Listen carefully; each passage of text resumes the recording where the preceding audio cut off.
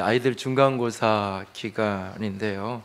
초등학교 아이들 시험 문제 중에 재밌는 몇 가지가 있는데, 산에서 밥을 지어 먹으면 안 되는 이유가 무엇입니까? 물었어요. 뭐죠? 불날까봐. 근데 애가 쓴 거는 거지로 오해받을까봐. 친구가 교내 그림 그리기 대회에서 상을 받았어요. 어떤 말을 해주는 게 제일 좋을까요? 애는 이렇게 써놨어요. 꼬레. 사각형을 그려놓고 이게 사각형이 아닌 이유를 써보십시오 그랬더니 원래는 사각형인데 찢어져서 사각형이 아니라고 써놨어요. 알맞은 인사말을 고르십시오. 옆집 아주머니가 떡을 가져오셨어요. 뭐라고 인사해야 돼요? 안 사요. 이게 옛날에 한 5, 6년 전에는 뭘 이런 걸 다 이런 그였는데 요즘에 바뀌었나 봐요. 그 옹달샘 또는 샘을 내다 할 때 샘을자를 넣어서 문장을 만드시오. 국어 시험 문제예요. 애가 이렇게 답을 달았어요. 국어쌤은 훌륭한 선생님입니다. 선생님이 감동해서 참 잘했어요를 8개나 찍었어요. 틀린 건가요? 틀린 건가요? 아이들의 눈높이에서 보면 틀린 게 아니라 그것은 다른 것일 수 있습니다. 그래서 분명히 틀린 것을 무비판적으로 수용하는 그것은 분명히 잘못된 것일 겁니다. 그러나 또 다른 것을 틀리다고 오해하는 것도 사실은 그만큼 잘못된 것입니다. 우리는 틀린 것에 대해서는 틀렸다고 단호하게 진리의 문제, 본질의 문제에서는 단호함을 지켜야 합니다. 그러나 그 외에 다른 것들에 대해서는 수용하고 받아주지 않은 포용력 있는 우리가 되어야 할 것입니다. 17세기 신학자 멜데니우스가 신학적 논쟁, 특별히 이 삼일체 논쟁과 관련된 이야기 속에서 했던 이야기인데요. 본질적인 것에는 일치를, 비본질적인 것에는 자유를, 그리고 모든 것에는 사랑을 이라는 참 위대한 명언을 남겼는데, 이 이야기가 사실 신학적 논쟁과 관련된 이야기였지만 오늘날에는 사회적인 많은 문제 속에서도 여전히 동일하게 적용될 수 있는 표현이 아닌가라는 생각을 합니다. 올해 우리가 생각하기 원하는 품성은 포용입니다. 그러니까는 자기 생각 속에 갇혀 있는 그 선입관을 의미하는 편견의 반대 개념으로서의 포용입니다. 관용이라고도 일반적으로 사용되어지는 표현인데요. 그 정의를 같이 한번 읽습니다. 서로 다른 성숙도에 따라 품성들이 독특하게 표현된다는 점에서 다른 사람들을 받아들이는 것. 포용을 한마디로 이야기하면 받아들이는 거예요. 다른 것을. 그런데 그 다른 것을 나쁜 것이라고 생각하지 않고 다른 것을 독특하다라고 여기면서 그것을 받아들여 주는 것, 그것이 포용입니다. 그런데 거기에 그 독특함을 인정하는 그 기본적인 전제가 뭐냐면 사람마다 성숙도가 다르다. 사람마다 성향이 다르고 컬러가 다르고 그리고 성숙도가 다르기 때문에 그 품성의 표현도 다양하게 독특하게 표현된다는 점을 인정하고, 그래서 사람들을 다르게 있는 그대로 받아들이는 것. 그래서 포용을 한자로 쓰면 싸다, 꾸러미 이런 포에 얼굴 용자를 사용하죠. 그래서 남을 너그럽게 감싸주고 받아들여주는, 그의 얼굴을 감싸주는 것, 덮어주는 것, 그것을 포용이라고 이야기하는데요. 이 포용의 이 톨러런스라는 영어 단어의 이 라틴어 어원이 되는 게 톨레란티아라고 하는 단어인데, 이 단어의 어원을 들어가면 이게 인내라는 단어하고 비슷하게 연결이 돼요. 그래서 이게 견디다, 참다. 그래서 이제 이 라틴어 어원을 가지고 이 관용 또는 포용을 정의하는 분들은 거기에 늘 참고 견딘다는 개념을 같이 집어넣어서 정의를 합니다. 그러니까 나와 다른 것을 받아들이는데 내 마음이 불편하잖아요. 나는 그런 모습을 보는 게, 나는 저런 옷을 입은 사람을 봐주는 게, 나는 저런 식의 말투를 사용하는 사람을 하고 같이 친구를 하는 게, 나는 정치 문제에 대해서나 종교 문제에 대해서 저런 식의 관점을 가진 사람하고 한 공동체에 있고 저런 식의 관점을 가진 사람하고 같이 이야기를 한다는 것, 그게 굉장히 불편하단 말이에요. 그러면도 그것을 받아들여 주려면 내 안에 인내가 필요한 거죠. 견뎌야 되죠. 참고 견뎌야 그것을 받아들여 줄 수 있다라는 의미에서 포용이라는 개념 속에 견딘다, 참는다, 참아준다 이런 개념들이 같이 그 속에 묻어 있는 것을 보게 됩니다. 중학교 3학년 여름방학 정도였던 것으로 기억이 됩니다. 어느 날 아침 일찍 청소년부를 담당하시던 우리 전사님에게 전화가 왔어요. 앞뒤 문맥 전후 이야기하지 않고는 종려라 고린도후서 6장 13절을 찾아서 좀 읽어봐라. 그리고는 전화를 끊으시는 거예요. 아마 그날 새벽에 아마 기도하시고 나서 이른 시간에 연락을 하셨던 것 같은데, 끊고 나서 그 본문을 펼쳐 보았어요. 내가 자녀에게 말하듯 하노니 보답하는 것으로 너희도 마음을 넓히라. 개역 한글판 성경에는 보답하는 양으로 마음을 넓혀라 라고 하는 부탁이었어요. 당시에 이제 중등부 이렇게 회장을 하면서 이런저런 일들을 여름 행사를 하고 막 이러면서 전사님하고 좀 이렇게 충돌도 있고 좀 이렇게 섭섭한 마음도 내 마음속에 있었던 그 무렵이었어요.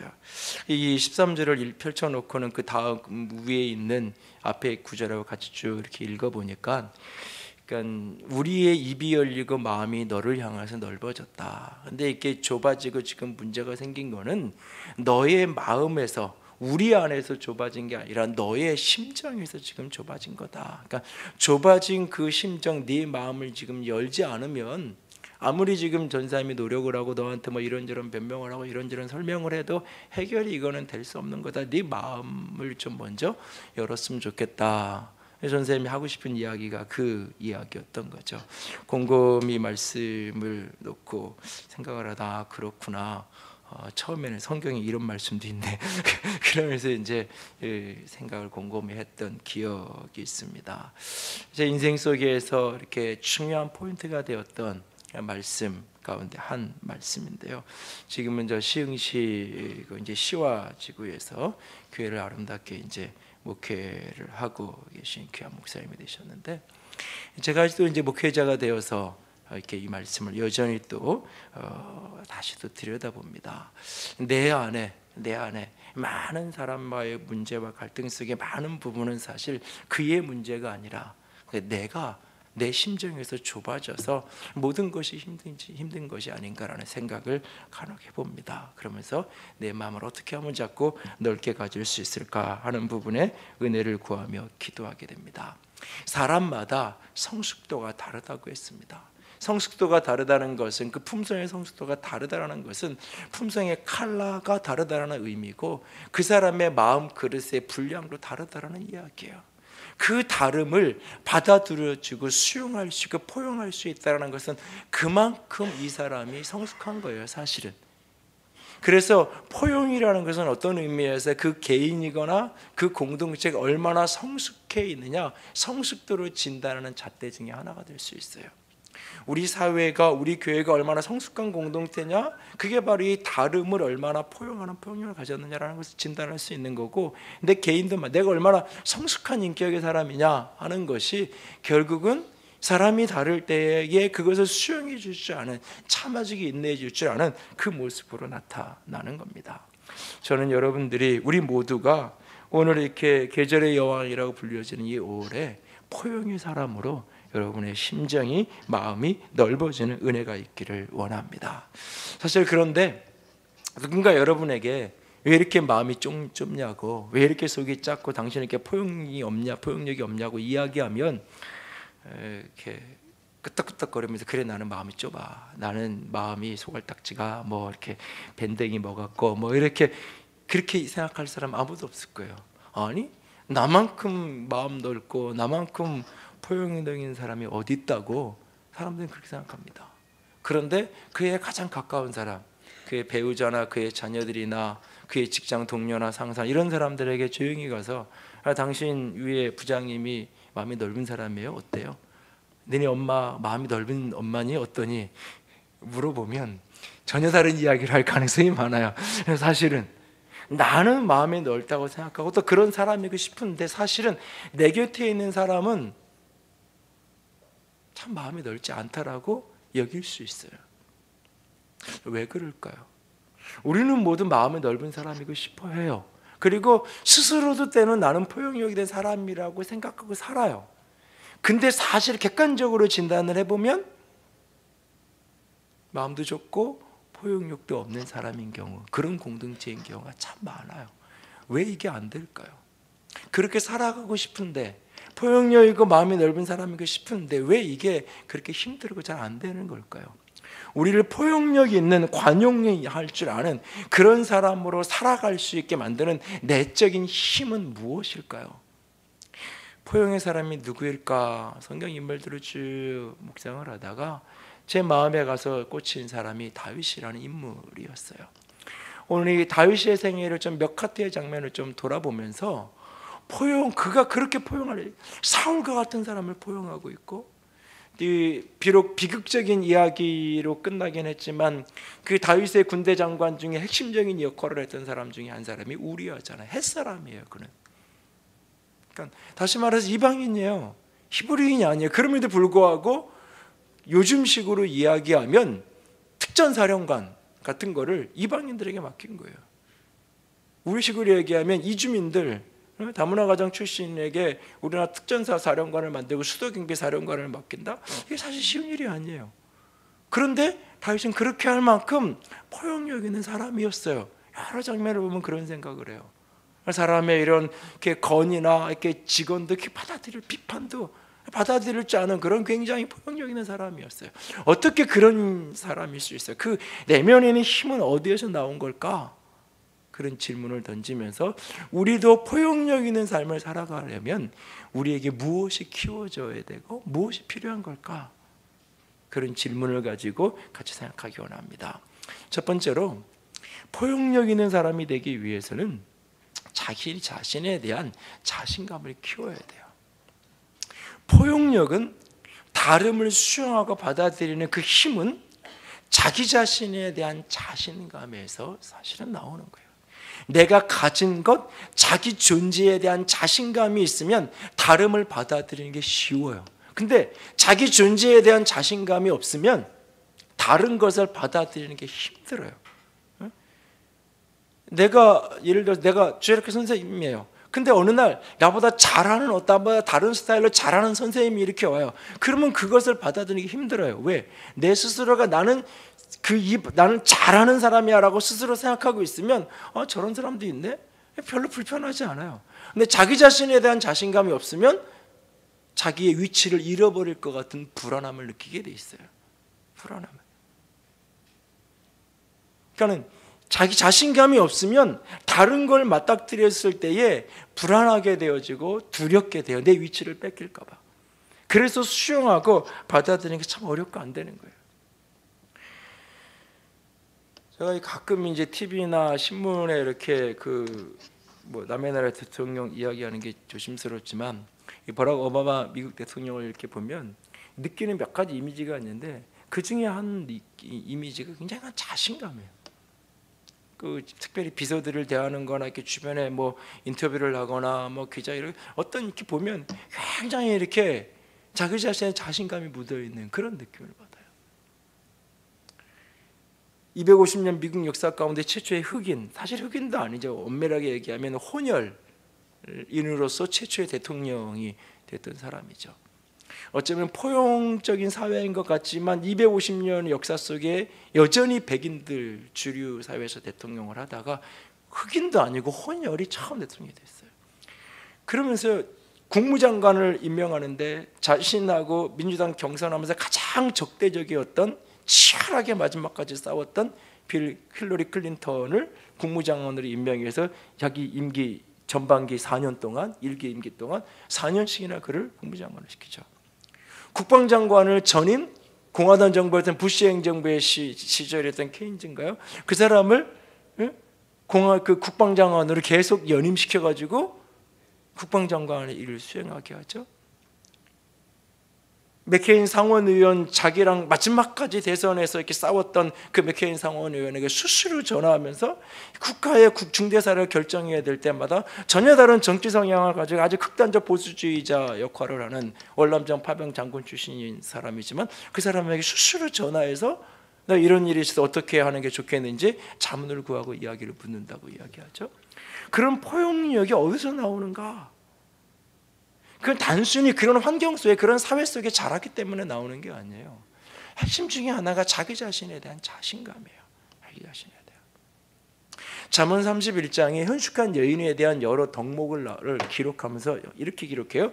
능력과 존귀로 옷을 입고 후일에 웃으며. 이 현숙한 여인에 대한 덕목인데, 이 부분을 세번역 성경은 이렇게 재밌게 번역을 했어요. 현숙한 여인은 자신감과 위엄이 몸에 배어 있고 미래에 대한 두려움이 없다.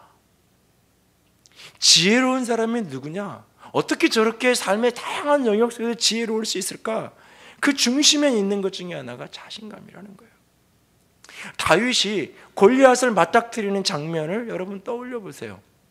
다윗이 골리앗을 맞닥뜨리는데 온 백성들이 두려워하고 있어요. 사울 왕도 버들버들 떨고 있는 그런 상황이에요. 그 어린 소년이 전쟁터에 아버지 심부름을 갔다가 저 할례 없는 블레셋 사람이 저 하나님을 모독하는지 뭔 소리냐고. 저런 사람 당장 잡아다가 이렇게 목배 당사다가 이렇게 싸워야 되는 그럴 용사가 하나도 없냐고. 그런 얘기를 하는 거예요. 그 이야기를 누군가가 듣고 왕에게 이야기해서 다윗을 왕에게 데리고 가요. 사울 왕 앞에서는 다윗이 자신의 인생 속에 역사하시던 하나님에 대한 간증을 해요. 자신이 양치고 막 그럴 때 역사 하나님에 대한 간증을 하면서 얼마든지 저 블레셋 장수를 내가 이길 수 있다고 자신 있게 이야기해요. 누구 때문에? 하나님 때문에. 하나님의 함께 하심으로 말미암은 아주 자신감을 그가 고백해요. 이렇게 이야기해요. 같이 읽어요. 또 다윗이 이르되 여호와께서 나를 곰의 발톱에서 건져내셨은즉 나를 이 블레셋 사람의 손에서도 건져내시리이다. 사울이 다윗에게 이르되 가라, 여호와께서 너와 함께 계시기를 원하노라. 이렇게 얘기해요. 당당하게 하나님이 나와 함께 하시기 때문에 얼마든지 이길 수 있다고 얘기해요. 그랬을 때 그래 여호와께서 너와 함께 하시기 원한다 그러고는 사울이 뭘 하냐면 군복을 벗어줘요. 전투를 나가는 사람이니까. 근데 지금 이게 뭐 그냥 아버지 심부름 그냥 이렇게 입고 목동에 옷 입고 왔으니까 전쟁에 나가야 되는데 어떻게 해요? 군복을 입혀야죠. 칼을 채워줘요. 자기 칼을 줘요.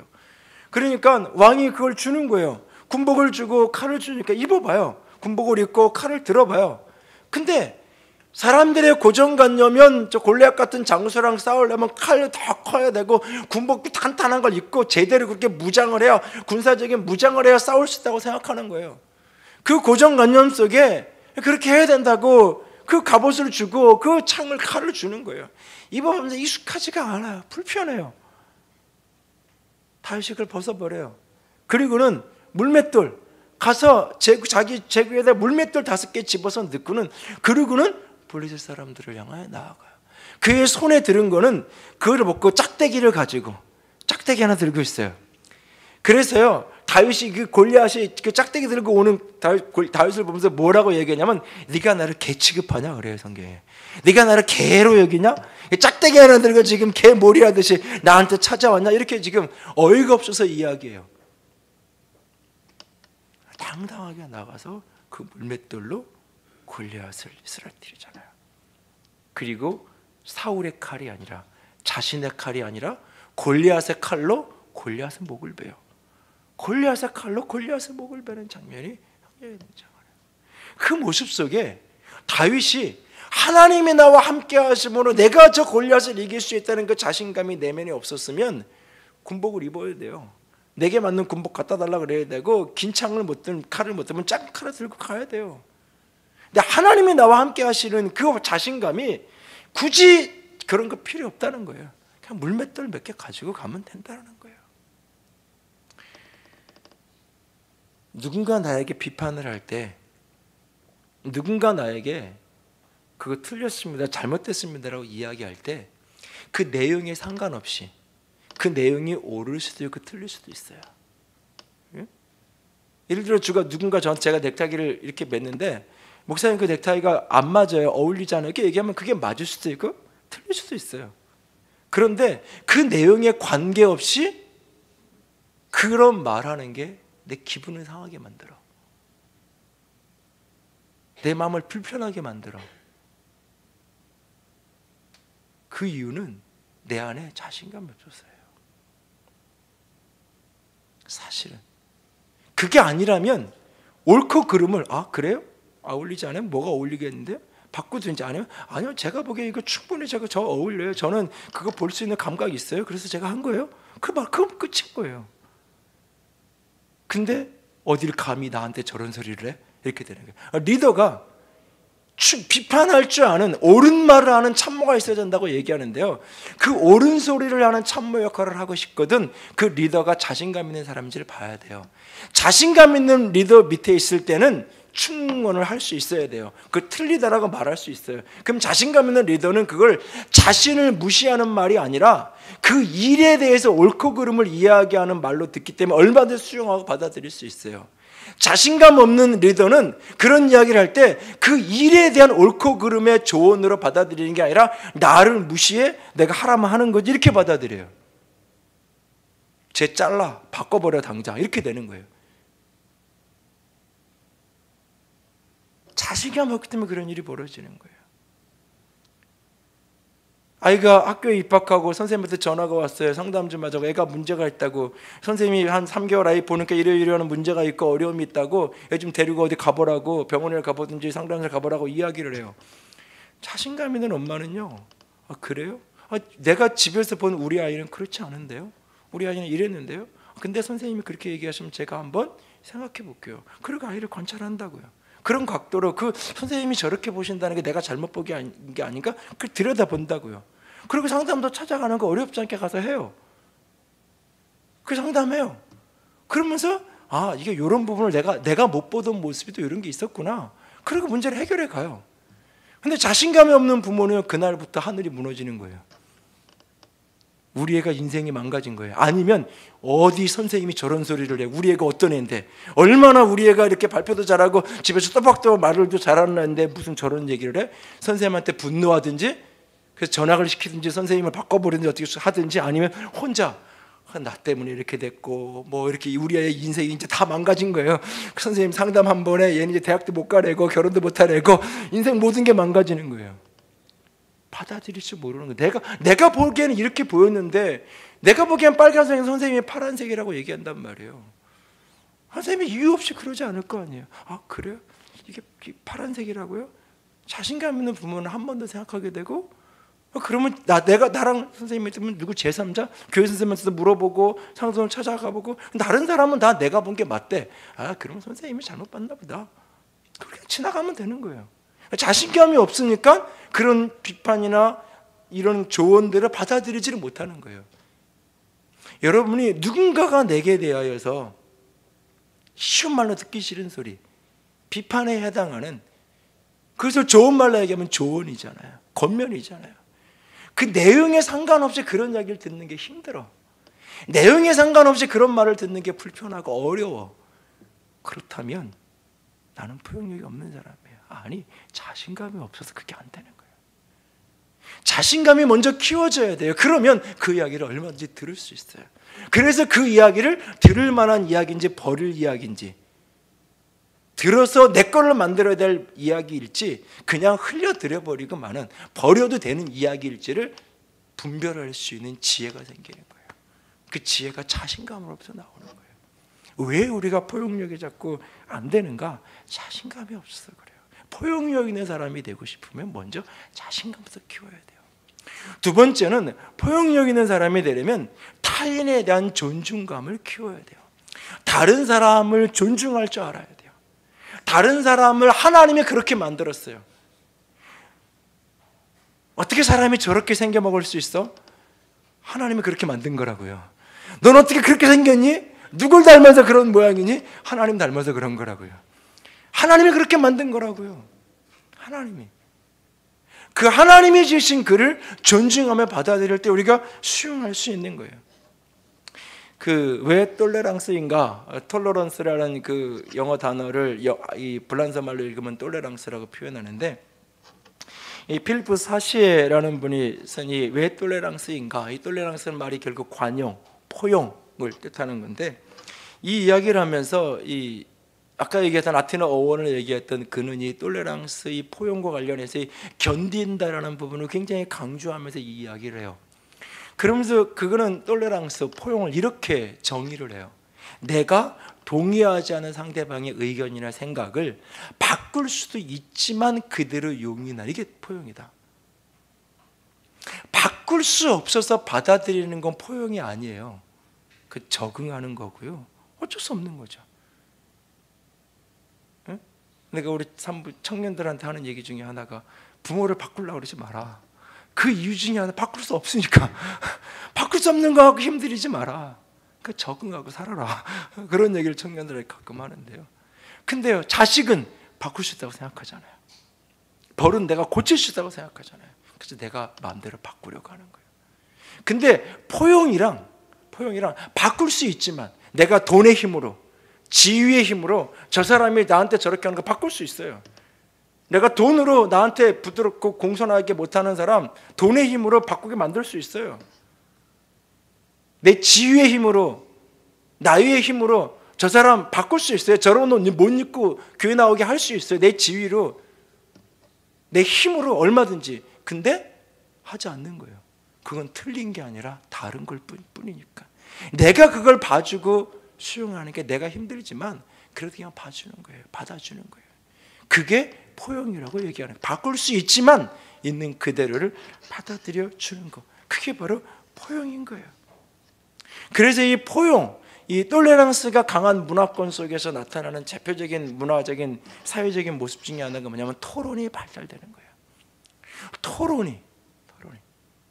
그러니까 토론이라는 것은 내 주장, 내 의견이 받아들여지게끔 설득하는 게 아니야. 어떤 의미에서 상대방의 얘기를 같이 이렇게 나누는 거예요. 가끔 백분 토론의 그 토론 프로를 가끔 이렇게 보면 토론이 아니라 자기 주장을 1시간 내내 하는 거죠. 자기 주장을 돌아가면서 하는 거예요.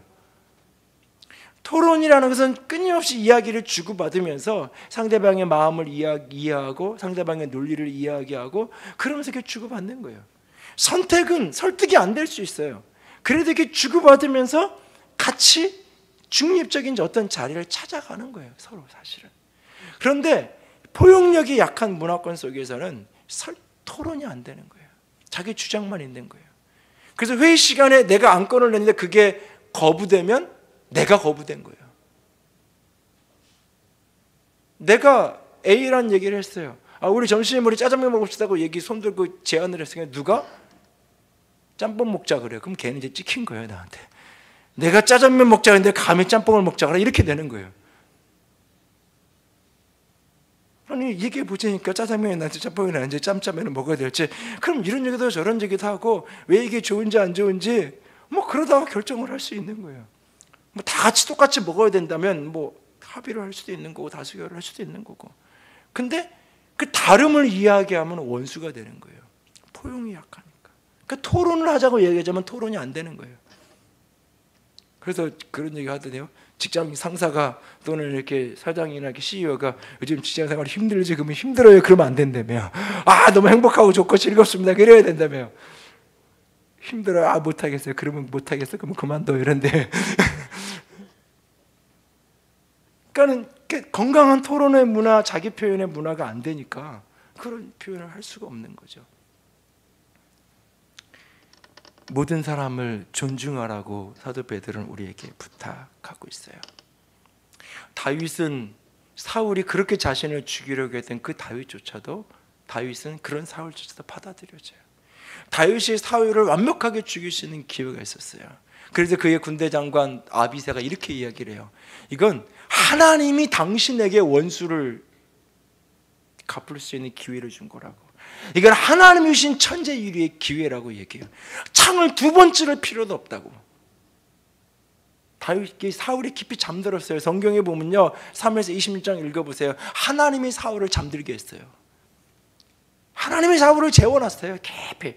그러니까 옆에서 버스럭거리고 막 다윗이 왔다 갔다 하고 창 들고 있어도 못 깨는 거예요. 하나님이 재워버렸어요. 아비새가 얘기해 하나님이 주신 기회라고. 다윗은 말해요. 하나님이 기름 부음 받으신 사람인데 그런 사람을 치면 죄가 없겠느냐. 다윗은 여전히 그를 하나님의 기름 부음 받은 자로 존중하고 있는 거예요.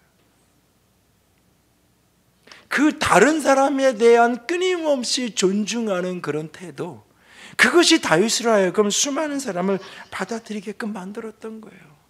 나단 선지자의 책망을 들을 수 있는 귀를 열을 수 있었던 것은 그를 하나님의 선지자로 인정하는 존중함이 그 속에 있었기 때문이에요. 자녀들을 존중하시나요?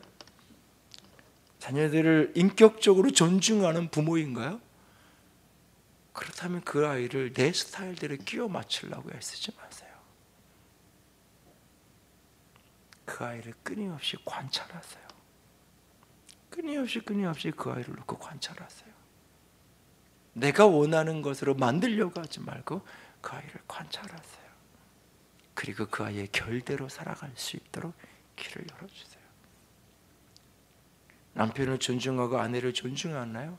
그래서 있는 대로 그 모습을 그대로 받아주는 것, 그것이 존중의 시작인 거예요.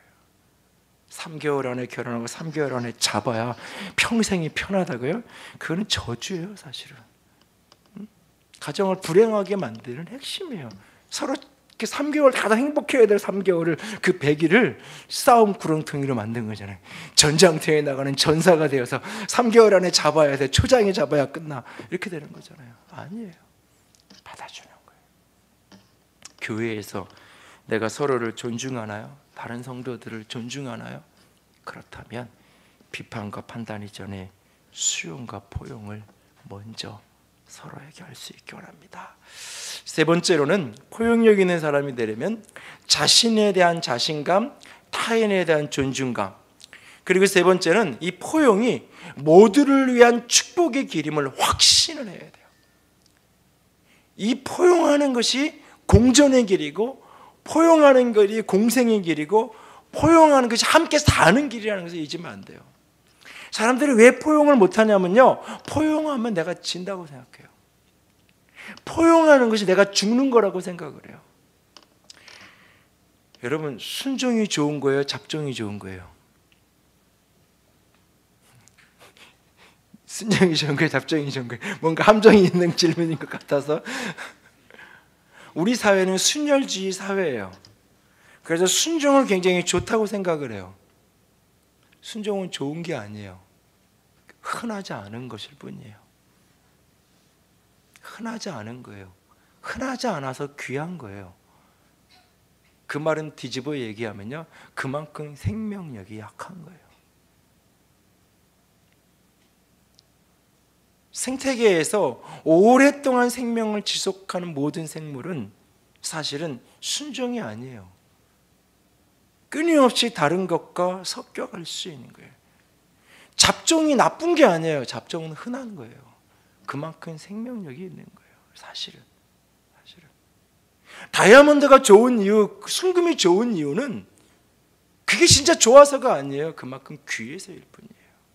그만큼 흔하지 않기 때문이에요. 사실은. 아무리 들여다봐도 크리스탈하고 다이아몬드하고 구별이 도저히 안 되는데, 크리스탈은 2탄만 돼 얼마 안 되고 다이아몬드는 6탄만 돼. 이유는 하나는 좋은 거, 하나는 나쁜 건가요? 그게 아니에요. 그게 아니에요. 하나는 희귀한 거예요. 하나는 흔하지 않은 거예요. 근데 우리는 흔하지 않은 걸 자꾸 좋은 거라고 여기는 거예요. 그래서 흔한 걸 나쁜 거라고 여기는, 하찮게 여기는 거예요. 그래서 아니에요. 함께 더불어 우리는 자꾸 그래서 이렇게 순수해야 되고 순결해야 되고 민족적으로도 순수해야 되고 순종 백이민족 아니에요. 빅토리아 여왕이 결국은 자기의 사촌인 하고 이렇게 엘버트 공하고 결혼했다가 이 가족관계 그 근친 간의 결혼으로 말미암은 유전병으로 자녀들 대부분이 혈류병을 앓게 됐다고 말하죠. 역사 속에서 가족 중심의 순혈주의를 유지했던 그런 어떤 결혼관계를 유지했던 게 다 멸족하게 돼 있어요. 사실은. 사업은 어때요? 필름의 시대가 끝나가고 있다는 것을 코닥만 몰랐다라고 하는 비아냥거리는 소리가 있잖아요. 근데 여러분, 디지털 카메라를 최초로 개발한 게 코닥이에요. 가장 먼저 개발해 놓고 필름 사업이 더 중요한, 이게 크다고 여기에만 집착한 거예요. 우리는 순수하게. 교회는 어떤가요? 어떤 교회든지 한동안 이렇게 부흥하고 성장하다 그 상태를 유지하려는 하는 순간 결국은 또 시들어져 가게 돼 있는 거예요. 전 세계에서 장로교회가 유일하게 한국에만 부흥해요. 전 세계의 모든 장로교회를 나가면 장로교회 간판을 걸어놓은 교회가 없어요. 전 세계 어디를 가도. 이유가 뭔지 알아요? 여전히 18세기, 19세기의 예배 형식, 여전히 17세기, 18세기, 19세기의 그런 찬양, 그런 스타일을 여전히 고수하고 있기 때문에 그래요. 한국 장로교회는 왜 그렇게 그런 부흥하냐? 장로교회가 아니기 때문에 그래요. 장로교회 간판만 걸어놨지 구역, 센터, 이건 장로교회 제도가 아니에요. 그 감리교회에 속해 감리교회 거고요. 구역은 순복음교회 거예요. 전 세계에 장로교회 간판을 걸어놓고 구역 모임이 소그룹 모임이 있는 교회는 한국 교회밖에 없어요.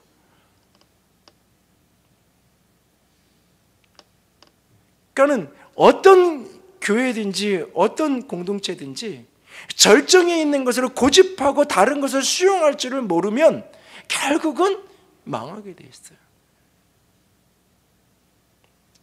애플이 1년 전에 광고했던 애플 광고의 핵심 멘트 중에 하나가 뭐냐면 혁신은 포용이 혁신의 영감을 불어넣어준다고 얘기해요.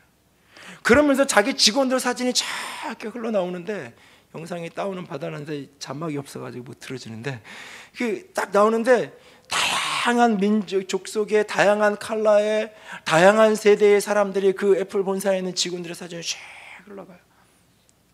이렇게 다양성을 포용할 수 있는 힘, 여기에서 창의성, 혁신이 나온다고 얘기하는 거예요. 누구나 다 혁신적이고 창의적인 사람이고 싶어요. 그런 공동체이고 싶어요. 그러기 위해서는 거기에 영감을 불어넣어야 되는데 포용할 줄 아는, 다른 걸 수용할 줄 아는 힘이 필요하다는 거예요. 잠언에 이렇게 이 책은 비즈니스를 하는 분들은 한번 꼭 읽어보세요.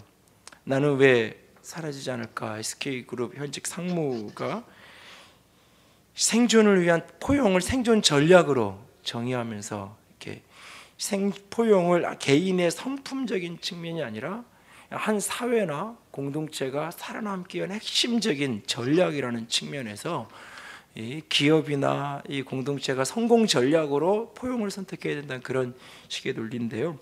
사업을 하는 분들 이런 분들은 한번 보시면 좋겠고요. 잠언의 구절을 같이 읽을까요? 여호와께서 온갖 것을 그 쓰임에 적당하게 지으셨나니 악인도 악한 날에 적당하게 하셨느니라. 악인조차도 하나님이 적당하게 쓰이게 하셨어요. 그렇다면 우리가 포용하지 못할 뭐가 있겠어요 도대체? 다윗의 군대에 수많은 사람들이 있는데요, 그들은 원래부터 위대한 용사가 아니었어요. 그들은 원래 비류한 사람들, 환난당한 사람들이었어요. 빚쟁이들이었고요, 마음이 원통한, 요즘 말로 상처투성이의 사람들이었어요. 그런 사람들이 함께하면서 결국은 위대한 다윗께서의 용사가 된 거예요. 사무엘 하를 읽어보면 다윗의 위대한 용사들의 목록들이 쭉 나오는데 그들이 다 아둘람굴의 이 400명으로부터 시작이 돼요. 그렇게 상처투성이했던 사람이었어요. 그렇게 빚에 쪼들리고 도망다니던 그런 사람들이었어요. 세상에서 어려움이란 어려움을 다 환난당하던 그런 사람들이었어요. 그런 사람들이 모여서 같이 하면서 서로서로를 빚어가면서 위대한 용사가 된 거예요. 이 사람은 상처투성이니까 빼고, 저 사람 빚 많은 사람이니까 빼고, 이 사람은 어려움만 당해서 그런 사람 빼고, 그러고 아무도 없는 거예요. 사실은 다윗은 그런 사람을 수용하고 함께하면서 그들과 공존하면서 결국은 위대한 용사를 이루어가고 위대한 제국을 이루어가는 것을 보게 돼요. 공존하는 삶, 포용하는 것, 이것이 축복의 길, 내가 사는 길이고 그가 사는 길이라는 사실을, 이 생각의 전환, 이 확신, 그것이 우리를 포용하게 만들어요. 오래전에도 나눴던 이야기인데요, 시오노 나나미의 로마인 이야기를 보면 시오노 나나미는 그 책의 서문을 이렇게 시작을 해요. 자신이 로마에 관심을 갖게 된 이유를. 지성에서는 헬라인보다 못하고, 체력에서는 켈트인보다 못하고, 게르만인보다 못하고, 기술력에는 에르트리아인보다 못하고, 경제력에서는 카르타고보다 떨어진다는 것이 로마인 스스로 자신을 생각하는 거다. 그런데 왜 그들만이 마지막 승자로 남아서 번영할 수 있었을까? 왜 그들만이 도시국가의 한계를 뛰어넘어서 제국을 이루는 나라가 될 수 있었을까? 그 첫 번째로 시오나미가 뽑는 것은 포용성이에요. 그 시대의 도시국가 중에서 유일하게 로마만이 전쟁에서 패하고 돌아온 장수를 죽이지 않았다고요. 카르타고 같은 경우만 해도 전쟁에서 패하고 온 장수는 다 십자가에 처형해요. 근데 유일하게 이 로마는 전쟁에서 패하고 온 장수에게 다시 기회를 줘요. 적군이었어도, 자기와 싸우던 적장이었어도 항복을 하고 돌아오면 얼마든지 로마인이 될 수 있는 길을 열어줬고 성공할 수 있는, 출세할 수 있는 길을 열어, 심지어는 적군이었음에도 불구하고 로마의 집정권까지 오르는 인물들이 등장을 해요. 사는 지역에 관계없이 꼭 로마 그 영내에 거하지 않아도 상관없어요. 어디에 거하도 라틴족이고 기본적인 조건만 충족되어지면 시민권을 주어서 시민권자로 살게 만들었어요. 꼭 로마 영내 지리적인 그 공간 안에 살아야만 시민권자를 인정하지 않았어요. 그만큼 개방적이고 포용적으로 인재를 등용하고 활용했기 때문에 로마가 로마일 수 있었고 1500년을 제국을 이루며 유지할 수 있었다고 시오나미는 진단을 해요. 포용은 단지 개인의 어떤 성품, 그러면 좋지 라고 하는 차원의 문제가 아니라 내 삶이, 오늘 우리 교회가, 우리 공동체가, 여러분의 사업장이 생존할 수 있는 가장 기본적인 전략 중에 하나가 사실 이 포용이에요. 교회가 이제 드림센터가 완공되고 나면 새로운 차원의 새로운 모습으로 가야 돼요. 우리 교회는 이랬었는데, 옛날에는 이랬었는데, 그 생각으로 여러분 자신을 가두지 마세요. 하늘의 교회가 여기까지 올 수 있는 가장 중요한 가치 중에 하나는 포용성이에요. 제가 교육자들을 인터뷰하거나 이러면서 우리 교회를 소개하면서 늘 하는 이야기 중에 하나가 우리 교회는 장로교회지만 장로교회에 같지 않은 교회입니다. 장로교회의 핵심 가치를 나는 사랑하고 나는 존중합니다. 그러나 교회의 형식과 다양한 사역적인 측면에서는 우수적인 배경도 다양한 것을 우리는 수용하고 우리 안에서 녹아져서 같이 가기 원합니다. 개혁교회 정판 성경을 가장 먼저 교단이 바꾸다고 이야기하기 전보다 사용한 게 우리 교회예요. 사실은 앞으로 더 어떤 부분을 우리는 포용하고 변화시켜가고 바꿔 나가야 될지 그 질문을 하나님께 드려요. 하나님 앞에서 아름다운 공동체로 걸어가기 위해서 우리 교회 안에 다시 한번 필요한 가치 중에 하나가 뭐냐면 포용이에요. 나와 같은 사람, 우리 교회는 이런 교회였어? 이렇게 해왔어? 아니요.